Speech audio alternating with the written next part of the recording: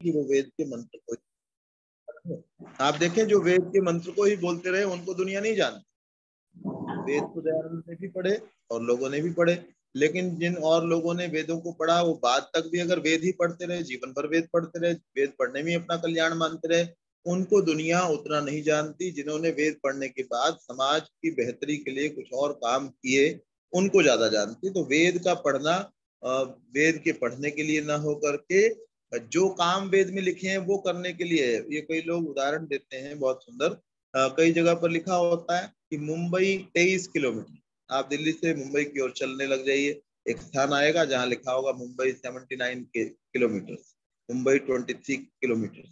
अब वो क्या है, वो जो पत्थर लगा हुआ है जिस पर 79 किलोमीटर मुंबई लिखा हुआ है, वो मुंबई की ओर जाने का रास्ता बताता है। अब कोई व्यक्ति उसी को पत्थर को पकड़ करके बैठ जाए तो बंबई थोड़ी पहुंच जाए। वो तो केवल ये कह रहा था कि भाई इसी रास्ते जाइए, ये सड़क जा रही है, या इस सड़क पर आप चलते जाएंगे, सड़क तो वहीं स्थिर है, इस सड़क पर आप चलते रहेंगे तो आप 79 किलोमीटर चलने के बाद मुंबई पहुंच जाएंगे।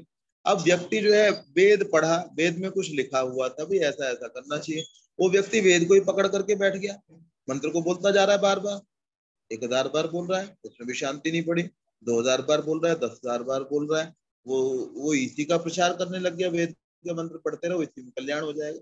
तो वेद के मंत्र के अंदर, वेद जो है, वेद पढ़ने के बाद व्यक्ति यहाँ पर लिखा हुआ है वसु बनता है, अर्थात दूसरों को बसाने वाला बनता है। तो ये हमको समझना चाहिए।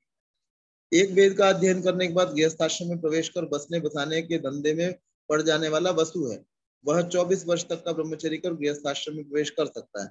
उसके बाद जो 12 वर्ष लगाकर 2 वेदों का अध्ययन कर लेता है वह रुद्र ब्रह्मचारी। रुद्र का अर्थ है इदम सर्वम रोदयति, जो प्राणों को इंद्रियों को रुला देता है, उन्हें इतना वश में कर लेता है कि वे मानो रो देती है ना। इंद्रियों को इतना वश में कर देना कि वो अपनी इच्छा से कुछ भी नहीं कर सकते।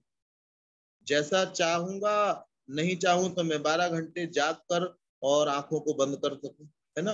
ये इंद्रियों का दमन ही तो है, इंद्रियों को वश में करना ही तो है। अब चाहूं तो बाहर की बातें सुनूंगा कान से, चाहूं तो नहीं सुनूंगा, मैं मन को लगाऊंगा ही नहीं, कान को बाहर सुनने ही नहीं दूंगा, उसको अंदर अंदर इतना विचार के अंदर मैं लीन हो जाऊंगा कि मुझे बाहर की कुछ भी बात सुनाई नहीं देगी। तो ये क्या है, रुद्र है। रुद्र का अर्थ है इदम सर्वम रोदयति, इंद्रियों को रुला देता है। अब 36 वर्ष के बाद ब्रह्मचारी गृहस्थ आश्रम में प्रवेश करता है, उसके बाद भी 12 वर्ष लगाकर जो चारों वेदों में पारंगत हो जाता है वह आदित्य ब्रह्मचारी कहलाता है। उसे आदित्य इसलिए कहा जाता है क्योंकि उसका ब्रह्मचर्य का तेज सूर्य की तरह उसे प्रकाशमान करता है। वह 48 वर्ष के बाद गृहस्थ आश्रम में प्रवेश करता है। ये सब पुरुषों के लिए है और स्त्रियों के लिए, लड़कियों के लिए जहाँ शायद आगे कहीं लिखा भी हुआ हो, तो पहले भी आया था मेरे विचार से। तो 16, 17, 18, 19, 20, 21, 22, 23, 24, अधिकतम 24 वर्ष और 16 वर्ष। और ये नहीं है अधिकतम 24 वर्ष, ये सामान्य व्यक्तियों के लिए, 99% व्यक्तियों के लिए, लेकिन 1% लोग जो योगी हैं, जिन्होंने पूर्ण विद्या को प्राप्त किया है, ऐसे व्यक्ति उसके उपरांत भी, अर्थात लड़कियां युवतियां जो हैं वो 24 वर्ष के उपरांत भी, और युवक जो है वो 48 वर्ष के उपरांत भी आजन्म ब्रह्मचर्य को धारण कर सकते हैं। लेकिन वो बहुत कठिन और बहुत कम लोगों के द्वारा करणीय कार्य है। वेदानधीत्य वेद हुआ वेदम वापि यथाक्रम अभिलुप्त ब्रह्मचर्यो अभिप्लुत ब्रह्मचर्यो गृहस्थ आश्रम विषेद। अब देखिए गृहस्थ आश्रम में प्रवेश की शर्त दी हुई है। ये नहीं कि जिस किसी का भाई आयु हो गई जी, 24 साल का हो गया जी, बच्चे मूछ आ गई जी, है ना, ये भी कहा जाता है जी, बड़ा हो गया जी तो अब तो जी इसकी शादी कर दो जी। तो कह रहे ऐसा नहीं है। आपको कम से कम, हमारे यहाँ क्या व्यवस्था थी कि जो गृहस्थ आश्रम में जा रहा है कम से कम एक वेद पढ़ा लिखा हो, एक वेद को ठीक प्रकार से जिसने पढ़ा हो जाए, नहीं तो 2 वेद पढ़ा हुआ हो, है ना। वेदम, या तो बहुत सारे वेद पढ़े हो, सारे वेद पढ़े हो, या 2 वेद पढ़े हो, या कम से कम एक वेद पढ़ा हो, उसके बाद ही ब्रह्मचारी और ब्रह्मचर्य का लोप जिसने न किया हो, ब्रह्मचर्य के नियमों का पालन किया हो, ऐसा व्यक्ति गृहस्थ आश्रम के अंदर प्रवेश करे। जो व्यवस्था मनु के समय में सत्य थी वह आज भी सत्य है। जिस व्यक्ति ने विद्या में साधारण गतिविधि करनी हो वह शीघ्र पढ़ना लिखना समाप्त कर देता है। जिसने अनेक विद्याओं को पढ़ना हो उसे ज्यादा समय विद्या अध्ययन में बिताना पड़ता है। जिसने आजकल बीए के बाद 2 साल में एमए और 1-2 साल में पीएचडी बन जाते हैं, परंतु वैदिक काल में सर्वसाधारण के विद्या स्तर को आगे बढ़ाने के लिए 12 साल लग जाते थे। उससे भी आगे जो जाता था और उसके और 12 साल लग जाते थे। इतने से ही स्पष्ट हो जाता है कि साधारण स्नातक अर्थात वसु ब्रह्मचारी की अपेक्षा रुद्र ब्रह्मचारी का ज्ञान कितना अधिक होता था। तो ये आपका 318वां पृष्ठ हो गया। आचार्य कुल में छोटे मोटे कार्य, इसको कल देख लेंगे। अभी कोई कुछ कहना चाहते हैं तो क्या? जी आचार्य श्री, हाँ, किसी के कुछ प्रश्न है तो वो अपने प्रश्नों को रख लें।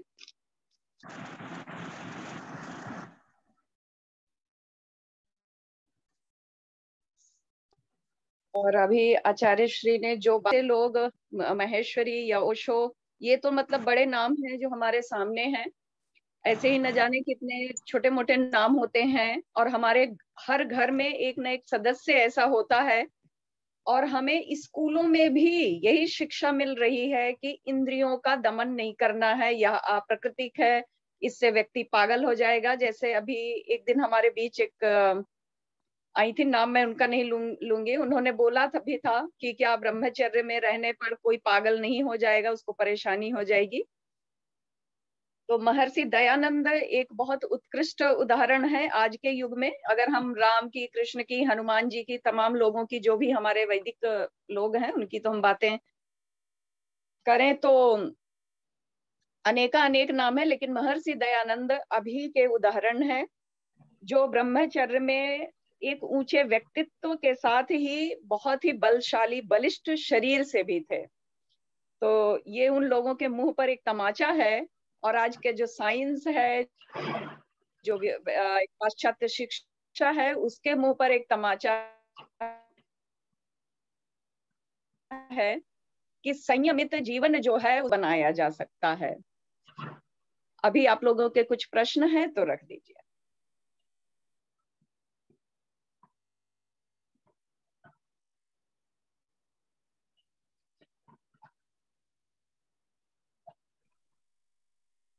आप सभी चर्चा कर सकते हैं, अपने विचार रख सकते हैं। आप सभी को बहुत अच्छे से पता है, और इस विचार को हमें बहुत धमक के साथ लोगों तक पहुंचाना चाहिए, क्योंकि सत्यार्थ प्रकाश हो या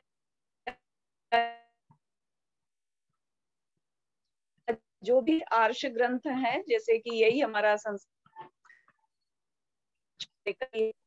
श्री, अभी हमें जो भी बातें पर दिखता है कि वो किस तरीके से तमाम अध्ययन अध्यापन के कार्य करते हैं, उपदेश का कार्य करते हैं। यदि संयमित जीवन ना हो तो व्यक्ति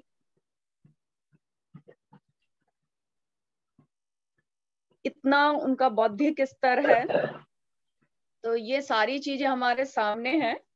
और फिल्म वाले ये सब इंद्रिय संयम को खोते हैं, और हमें छोटे मोटे चीजें तो मिलती ही हैं, जो अभी जैसे आचार्य श्री ने कहा कि जिह्वा का असंयमित होना।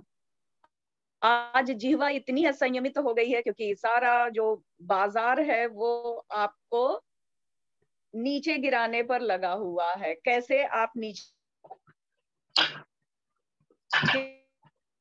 गिरे, आप पिज्जा खाइए। आप जब देखते हैं जो चैनल, धार्मिक चैनल सर्च करते हैं, उनके बीच में बार बार आता रहता है नॉनवेज का एडवर्टाइजमेंट। ये एक बहुत बड़ी साजिश है। वहां पर ही आपको टारगेट, क्योंकि जो लोग नॉनवेज खा रहे हैं, नहीं, जो लोग यूट्यूब पर जो चैनल ऐसे सर्च करते हैं उन्हें नहीं कर रहे हैं, तो इनको कैसे खींचा जाए, तो उनको वो चीज परोसी जाती है बार बार में आए। तो ये तो हो ही रहा है, इसलिए आप लोग सभी लोग जो है इस बात को अपने, जहां भी जो भी आपको मंच मिले, चाहे छोटा मिले, एक व्यक्ति के साथ मिले, दो व्यक्ति के साथ मिले, अपने बच्चों के साथ मौका मिले तो जरूर इस विषय पर आप लोग बात करें, बच्चों को समझाएं। बच्चे सुनते नहीं है, मुझे पता है, हमारा भी बेटा नहीं सुनता है, लेकिन मैं जबरदस्ती सुनाती रहती हूँ, बोलती रहती हूँ। मैं अपने अनुभव आप लोगों को बता रही हूँ कि जबरदस्ती सुनाना चाहिए हमें बच्चों को। और वैभव जी, कुछ पूछना है कि नहीं है? अभी दोबारा में कुछ लोग ज्वाइन नहीं कर पा रहे हैं। जी माँ, यही हूँ, यही। हाँ जी बेटे, और बताओ, कुछ बताइए आप। रेखा जी, एक सतीश रेणु जी हैं, ये कल से जुड़ रहे हैं, शायद पहले नहीं रहते थे। अपना परिचय देना चाहें तो दे सकते हैं।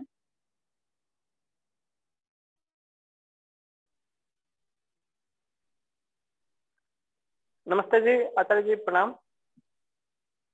आचार्य जी, हम सीख रहे हैं बहुत अच्छी अच्छी चीजें, आप जिस माध्यम से हम जुड़ रहे हैं आपके साथ, तो अच्छी चीजें सीख रहे हैं, लेकिन समाज में जो बुराइयां इतनी फैल चुकी हैं कि समझ में नहीं आ रहा कहाँ से शुरुआत करें और क्या होने वाला है अपने देश का भी और समाज का भी, नहीं निर्णय कर पा रहे हैं।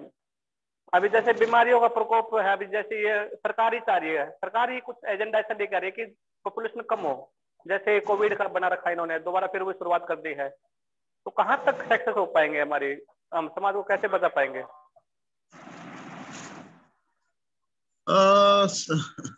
पहली बात तो ये है कि सब कुछ भी नष्ट हो रहा हो तो हमको प्रसन्न तो रहना ही चाहिए। पहली बात तो ये है ना जी, ये तो समझनी ही चाहिए कि हमारे दुखी होने से तो कुछ नहीं होने वाला।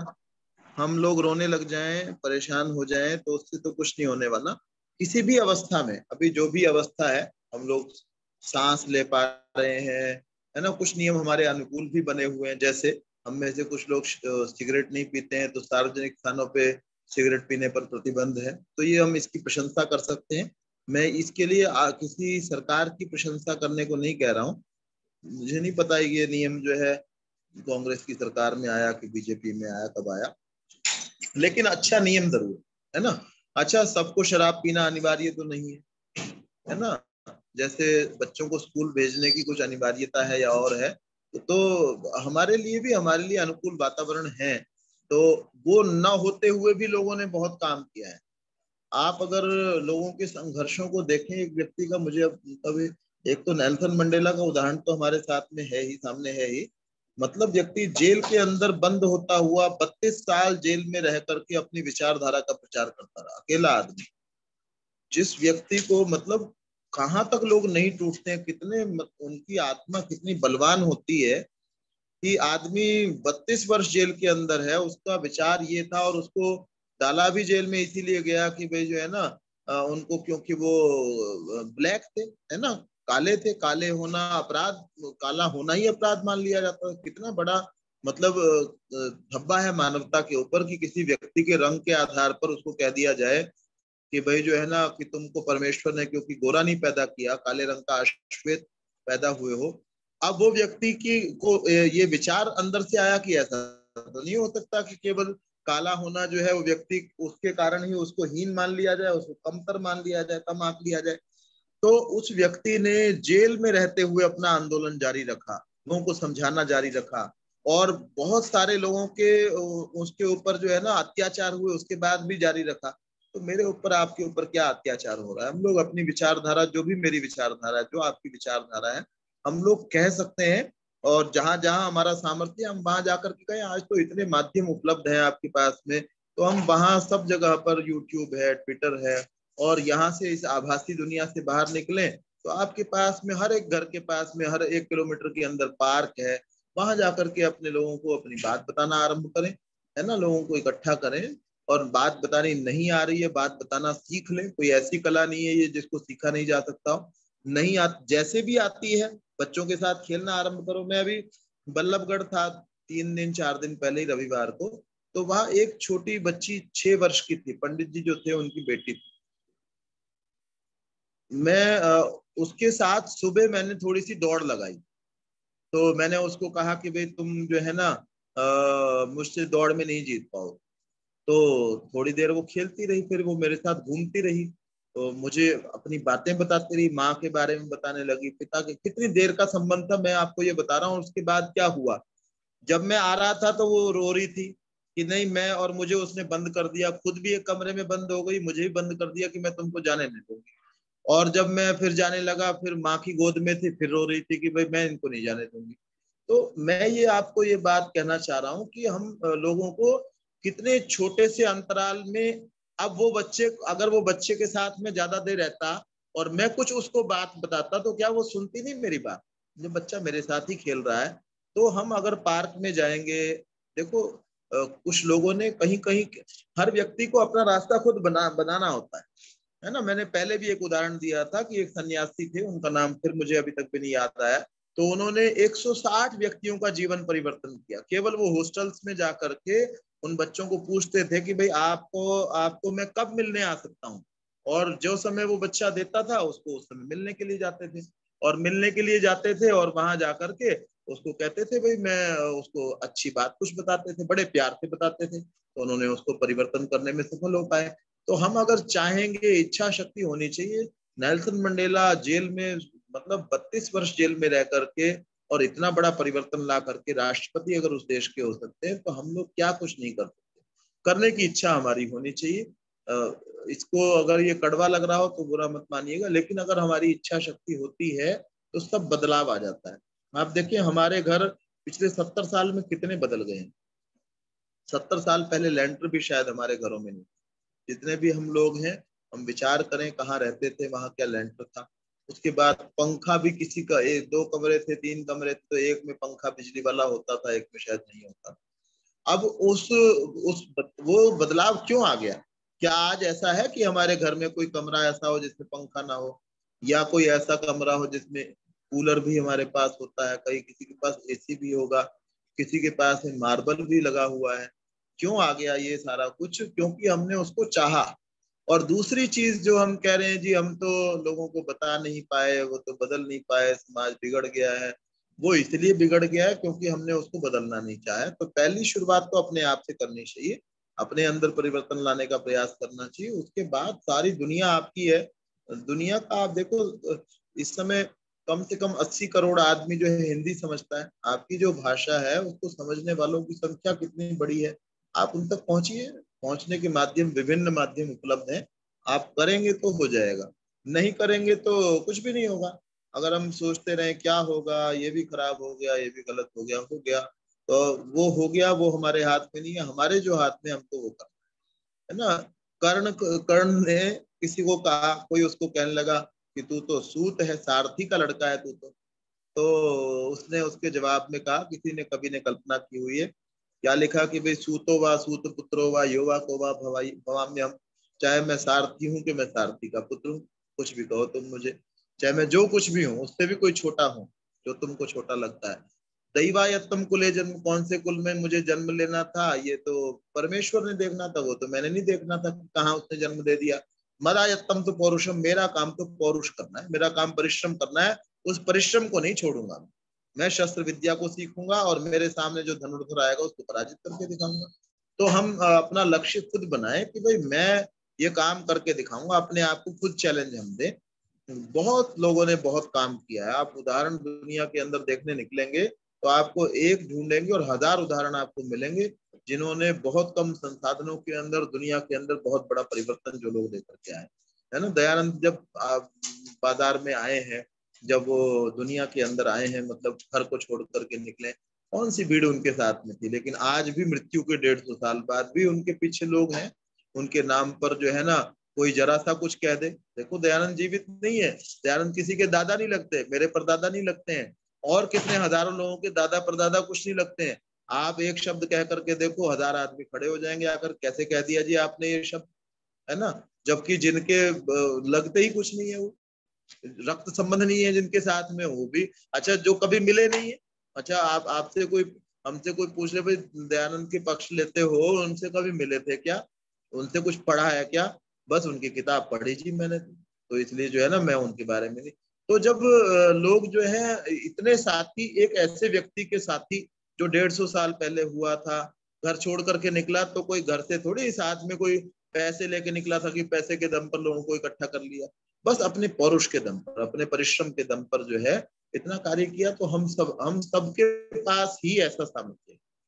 ये बात मैं बार बार मैंने सुनी हुई है, मैं बार बार कहता हूँ कि कुछ लोग जो ये कहते हैं ना कि हमारे अंदर ही महात्मा बुद्ध है, हमारे अंदर ही दयानंद है, वो इसीलिए कहते हैं कि हमारा आत्मविश्वास जागृत है ना। ये जो निराशा की बात है, ये कैसे होगा, क्या करेंगे जी, सब खत्म हो गया जी, दुनिया में सब पाप ही पाप है जी, यहाँ निकले लोग सिगरेट पी रहे होते हैं, बच्चे नशाखोर हो गए, ये बातें, इन बातों का कोई अभिप्राय नहीं। बहुत सारे लोग नशाखोर हैं तो बिना नशे वाले भी बच्चे हैं। बहुत सारे लोग जो है नास्तिक हैं तो आस्तिक भी आपकी दुनिया के अंदर है। तो उन आस्तिकों की संख्या को बढ़ाना है। बहुत सारे लोग बुरे हैं तो अच्छों की भी कोई कमी नहीं है, अच्छे से अच्छे भी व्यक्ति आपको मिल जाएंगे। जो अपनी सारी संपदा को दे करके बैठते हैं। आप देखें यहाँ मैं हमारे घर के शायद 1-1.5 किलोमीटर पे ही किसी व्यक्ति ने किसी को प्रभावित किया है ना, ब्रह्मा कुमारी वो लोग जो है वो अपना घर दे देते हैं किसी तरीके से अपने बड़े मधुर व्यवहार से। उनके पास में सिद्धांत अच्छा, नाम मेरे मुंह पर आ गया, मैं बचता हूँ वैसे लेने से। तो बहुत सारे लोग जो है ना किसी तरीके से परिश्रम कर रहे हैं, पुरुषार्थ कर रहे हैं, योजनाएं बना रहे हैं, सफल भी हो रहे हैं। हम भी पुरुषार्थ करेंगे, योजनाएं बनाएंगे तो हम भी सफल होंगे, निश्चित रूप से सफल होंगे। लेकिन ये निराश होने से तो सफलता कोई नहीं मिलती है ना। मैं सोचता हूँ मेरा पेट तो इतना बढ़ गया है, अब इतनी उम्र में क्या तो मेरा पेट कम होने वाला है, तो ऐसे तो कम नहीं होने वाला। और सुबह शाम आलू और चढ़ाता जाऊं, है ना, सब्जी खाऊं आलू की, पनीर मिल जाए तो वो भी नहीं छोड़नी है, तो ऐसे तो नहीं काम चलेगा, है ना। तो हम सोचेंगे तो निश्चित रूप से काम हो जाएगा और बहुत अच्छा हो जाएगा। मनुष्य जब चलना आरंभ करता है, एक एक कदम करके चलते हैं हम लोग। एक कदम इतना छोटा सा होता है, उसको नापेंगे तो हम कहेंगे जी 1 मीटर का भी नहीं है जी। लेकिन आप 1-1.5 घंटा चलने के बाद इतना दूर पहुंच जाते हैं कि वहां से आप जब मुड़ करके देखते हैं आपको वो जगह भी नहीं दिखाई देती कि कहाँ से हम चले, स्टार्टिंग पॉइंट क्या था। इतनी आगे एक एक कदम चलता हुआ व्यक्ति कहाँ पहुंच जाता है। तो आवश्यकता है, चलने की आवश्यकता है, करने की आवश्यकता है, हम कर सकते हैं। तो कड़वा लगा हो तो क्षमा कीजिएगा, और लेकिन हम लोग कर सकते हैं। नहीं गुरुजी, आप हौसला बढ़ा देते हैं। आपकी सुनता हूँ तो बहुत अच्छा लगता है, हौसला बढ़ता है कुछ करने का। करके दिखाइए, है ना। अब हौसला अगर बढ़ गया है तो आप मुझे ये बताइएगा जी मैंने 1000 व्यक्तियों के जीवन में ये परिवर्तन लेकर के आया हूँ। 1000 व्यक्तियों को आप यही निश्चय कर लो कि मैं, अगर आप व्यायाम करते हैं जी, व्यायाम करना सिखाऊंगा, यही बहुत बड़ा काम है। और ये नहीं करना, 1000 व्यक्तियों को स्वाध्याय करना सिखा दीजिए कि रोज वो अध्ययन करेंगे। 1000 व्यक्तियों को वो ओम बोलेंगे, गायत्री मंत्र बोलेंगे, कुछ भी आप अपना लक्ष्य अपने आप बनाए। तो सब लक्ष्यों से कुछ भी अच्छा सिखाने थे। राम मूर्ति थे पहलवान, उन्होंने अपना यही लक्ष्य बना लिया कि भाई मैं लोगों को दंड लगाना सिखाऊंगा, व्यायाम करना सिखाऊंगा, सारा जीवन उसका प्रचार करते रहे। तो हम जो सोच लेंगे वो कर पाएंगे। जी धन्यवाद जी। और कोई कुछ कहना चाहें? सतीश जी भी कुछ कहना चाहें, कह सकते हैं।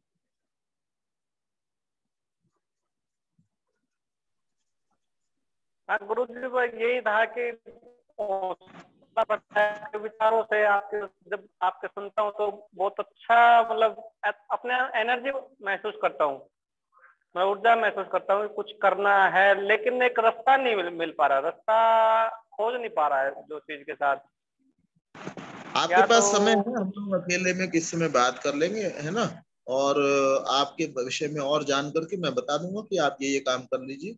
अगर आप विश्वास करते थे, पहले आपको विश्वास करना होगा कि भाई आपको सही रास्ता बताया जाएगा, फिर आप थोड़ा सा विश्वास करके मानते जाइएगा। आपको कुछ ऐसा भी लगे इससे क्या होगा, कई बार क्या होता है जब हम थोड़े से निराशा हमारे मन में जब आती है तो हम ये भी सोचते हैं अच्छा ऐसे हो। जो जैसे डिप्रेशन में, टेंशन में जो बच्चे होते हैं ना कि बेटे तू ओम का ओम जो है ना ऐसे ऐसे बोल लिया कर, तो 11 बार ओम से क्या हो जाएगा, मेरी समस्याएं दूर हो जाएंगी क्या। तो हम लोग कई बार ऐसे सोचते हैं। अगर हम ऐसा ना सोचें और ये निश्चय कर सके भाई जो कहेंगे वो कर लेंगे, तो आप देखिएगा साल भर बाद, 2 साल करने के बाद आपको खुद लगेगा हाँ मुझे ठीक रास्ता बताया गया था, मैं ठीक। और ये सोचे जीवन तो बीत ही रहा है ना, जीवन तो बीतना ही बीतना है, हर हर हर सेकंड के साथ जीवन जा रहा है। तो अगर वैसे भी जाना ही था, अगर खराब हो भी गया, मेरे कहने पर खराब हो गया, वैसे भी तो जा ही रहा था, अगर दूसरे कहने पर चल लिए तो क्या हुआ। हमको लग रहा था, आपको एक बार तो लगा ही है कि भाई ये व्यक्ति शायद ठीक रास्ता बता दे, तो उसके अनुसार थोड़ा साल दो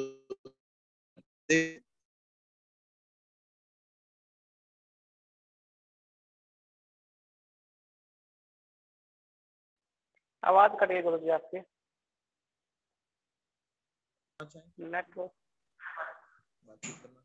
हाँ जी, वो थोड़ा नेटवर्क की समस्या हो रही है। ठीक है। ओम द्यौः शान्तिरन्तरिक्षं शान्तिः पृथिवी शान्तिरापः शान्तिरोषधयः शान्तिः वनस्पतयः शान्तिर्विश्वे देवाः शान्तिर्ब्रह्म शान्तिः सर्वं शान्तिः शान्तिरेव शान्तिः सा मा शान्तिरेधि। ओम शान्तिः शान्तिः शान्तिः। सभी को सादर प्रणाम, सभी का धन्यवाद।